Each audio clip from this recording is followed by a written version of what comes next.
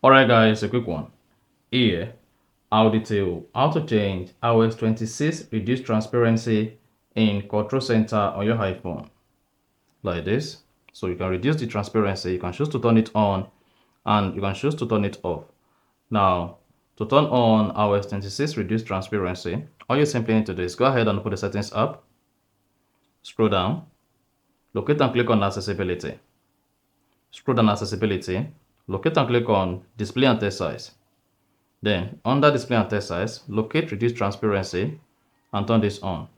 Now if you go back to the control center, if you go back to the control center, you should see the iOS 26 control center transparency disabled.